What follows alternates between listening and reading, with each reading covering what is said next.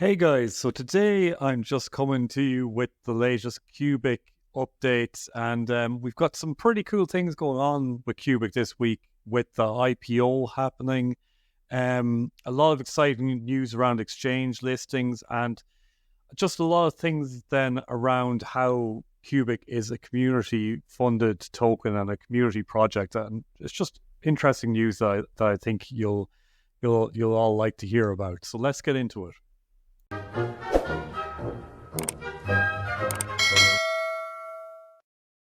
So yeah, let's begin with so what we've got at the moment is the Qubic IPO going on for the MLM game called My Last Match, and that game. So basically, when a game or any app launches on the Qubic network, because there's fees associated with the gas of the smart contract, something like this is my vague understanding of it. Something like that. They initially, when something launches, they will go and put out one of these IPOs where people can get shares in that app that's launching. And with the previous app that launched, which was the Qubic Dex, there was over 10 trillion Qubic burned. So now we're on to the next one, which is for this game, My Last Match. And I think I'll share a few things that people get when they earn a share with My Last Match. I'll share that later in the video, but there's reasons why people would bid for shares. It's potentially quite profitable for them, and obviously then they might do it to support the community as well. So these are the latest statistics that we have here. So we can see that in the summary that right now we've got a total bid values are 352 billion, and we can see then that with the accepted bids, the estimated burn is going to be 202 billion, which is quite low right now. But remember that this IPO is going to run for, as far as I know, for another week, maybe a little bit more than another week. And people, it's the bidding process is that you want to get into the top 676 bidders, and then the higher you are in the bidding list, the more advantages that you get, and the more earning capabilities that you have from the game, and the more power you have over the game. So people want to get that number one spot, or they want to rank higher, or they want to at least rank in the top 676. But very few people are going to be bidding right now. The general bidding is probably going to happen right at the last second. And from what I heard, that's what happened with QX, the Dex. So probably we're going to see, a few trillion Qubic burned at least. But I don't know. I'm not sure how the bids will go, but I'm just guessing over the next week, we'll see this number go up gradually, slowly, and then as the week's coming to an end, we're going to see the number bump up a lot. So I'll keep you updated on that, and we'll see how it goes. And what we're hoping for is that a lot of Qubic gets burned, because that's going to reduce the supply, and it's going to increase the value of your Qubic. Then CryptoDees has just been on fire lately. I know this is a great person to follow on X. They keep everyone up to date with all the latest news. I'm going to share a lot of the information that they were sharing over the last few days in this video. But CryptoDees, I think they were just finishing up some college work, and now that they're back full time on X, they've just been sharing loads of information on Qubic. And they just know that Qubic now is the 100th most visited coin on CoinMarketCap. But CoinMarketCap still isn't ranking Qubic properly. We're hoping to get that sorted out soon. And then he said that, he's just saying get into the comments, and we're, with the new exchange listings, we should have our market cap and ranking sorted out, which again is going to be a big deal, because people are going to start looking at the top cryptos on CoinMarketCap. And once Qubic starts getting into that top 100 and is ranked correctly, it's more likely going to bring more people purchasing Qubic, just for speculation reasons. Especially when they see the price of Qubic, they'll think that Qubic's quite cheap, and for that reason, a lot of retail investors might just bid on Qubic. So next then is, if you're actually interested in entering into the IPO, I haven't entered into the IPO because I don't understand it enough. But if you are interested, the way that I found that you can do it is just going to Qubic.org, and when you get to the website, you've got your bar up here where you can find all the various Qubic things, and you go to the wallet section here, and then you download the web wallet. And once you set up your web wallet, then over here in the web wallet, you're able to go over to the IPO section, and you can select then the My Last Match game, and you can place a bid and possibly win a share from that bid. And by the way, if your bid doesn't become a winning bid, you're not going to lose your Qubic in that case. You're just bidding. So it's something that some of you might be interested in looking into. But obviously, look into more details on why it's actually valuable to buy a share, because I don't know all the details on that. So then more information on CryptoDees, and they were just sharing something from Sergey Ivancheglo from the Discord, and he just said, are you scared or a future millionaire? And Come From Beyond just said, we already burned 10% of supply. He's referring to people that are talking about the upper limit of a quadrillion supply of Qubic, and he said that we've already burned 10% supply. The 1,000 trillion is irrelevant in my opinion. Supply cap is overrated. And then he just said, those who weren't scared when there was just 2 million Bitcoin are millionaires now. The point, I guess, that he's getting to here by responding to someone is, he said in the past that he doesn't think that 1,000 trillion mark will ever be hit, but it's an upper limit of the absolute max that Qubic could ever hit.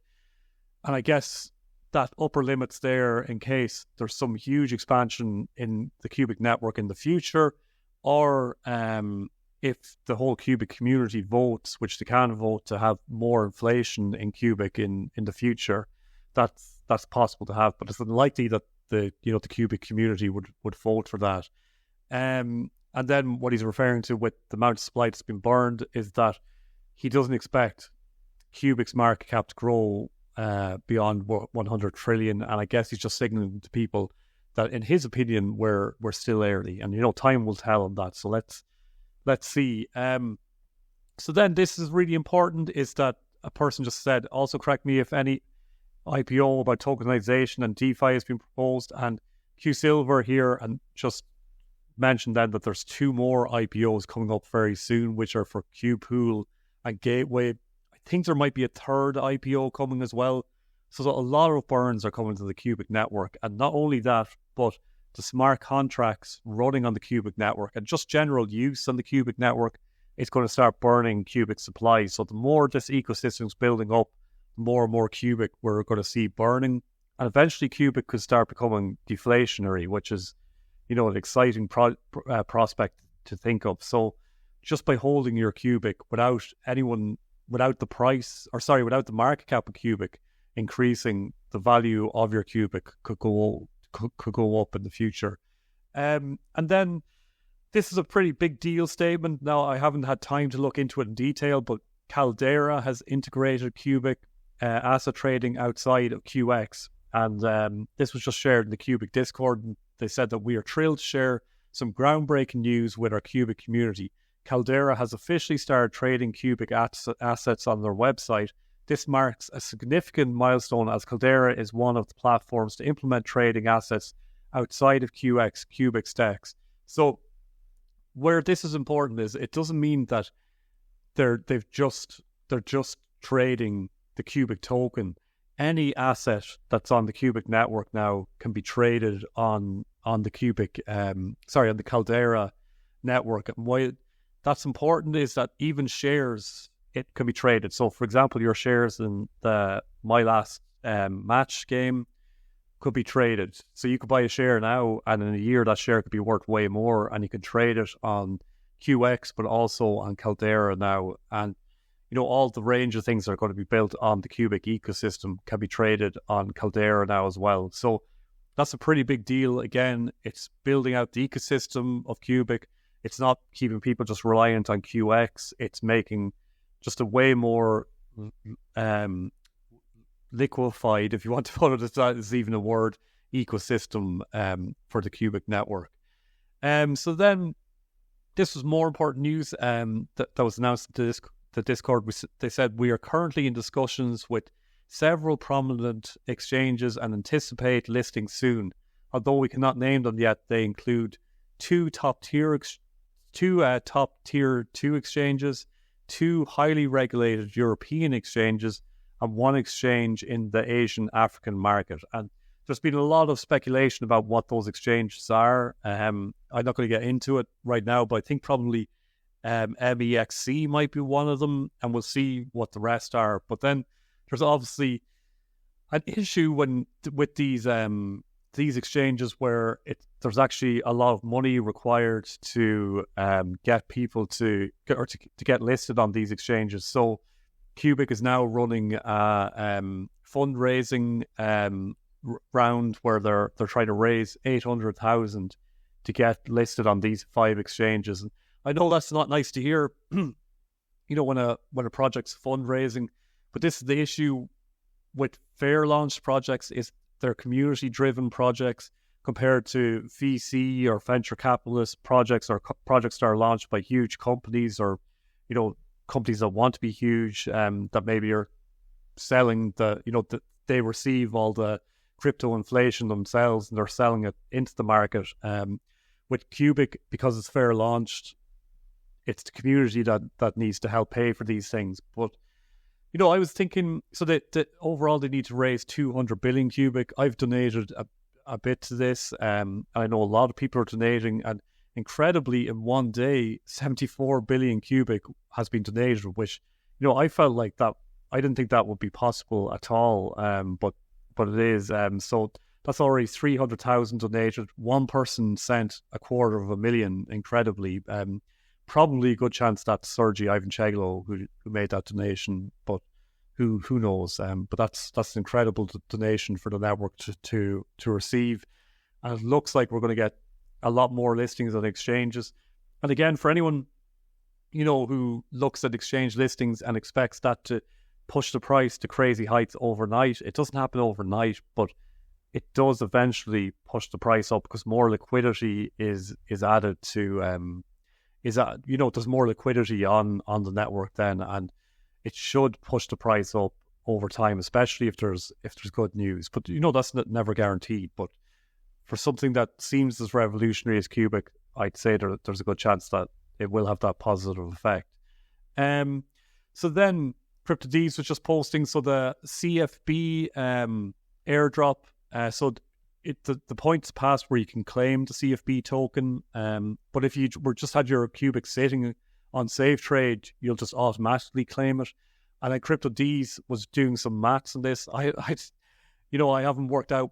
They got a lot of information here, so I haven't worked out the maths. So I'm just going along with what they said. But they just said that if the market cap of CFB was at 80 million, and this is divided equally among Qubic holders in a linear airdrop, there's just under 100 trillion Qubic, and only Safe Trade X is giving CFB to his customers. So we would probably say 90 trillion Qubic, but let's stick with 100 trillion for ease. So he's basically saying that a lot of people haven't claimed the CFB token, but he's just saying that if everybody claimed the max possible. Then he said 80 million divided by 100, each 1 trillion Qubic you hold should get you $800,000 of CFB. Now, 800,000 divided by 1,000, so each 1 billion Qubic you hold should get you around $800 worth of CFB.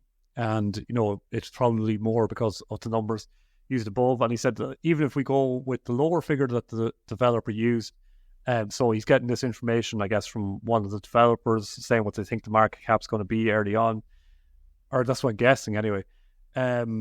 Still, you'd be earning about $160 per billion. So basically what he's saying here is that this airdrop could be quite valuable to us. And if CFB takes off as a token, because I know a lot of people want to buy more and hold this token, it could be a really, really valuable airdrop that we're about to get in the community. Then CFB has just been speaking again, and he just has been speaking about the narrative of super AI destroying humankind may just be a sublimation of some human beings wishing to feel themselves a victim for whatever reason.